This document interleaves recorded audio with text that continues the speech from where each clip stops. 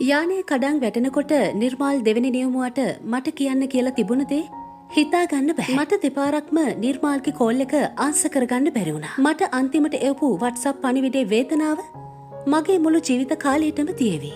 ඊයේ දවසේ හෙලිකොප්ටර් අනතුරින් මිය ගිය කපිතාන් නිර්මාල් සේමලාපිටියගේ බිරිඳ මෙලෙස සංවේදී හෙළිදරව්වක් මාධ්‍ය වෙත පවසා තිබුණා. උපුටා ගැනීමක්. නිර්මාල් මට අන්තිමට එවපු WhatsApp මැසේජ් එක හිතා ගන්න බැරි වුණා. එයා මට කෝල් දෙකකුත් අරගෙන තිබුණා.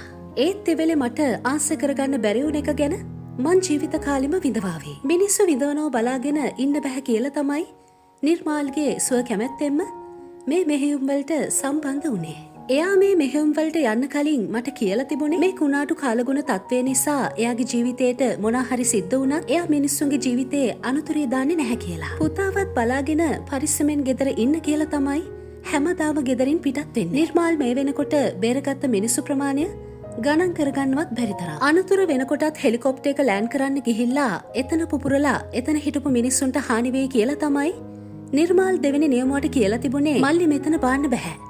මේක ලොකු විනාශයක් වෙයි. මිනිස්සු වට වෙලා ඉන්නවා.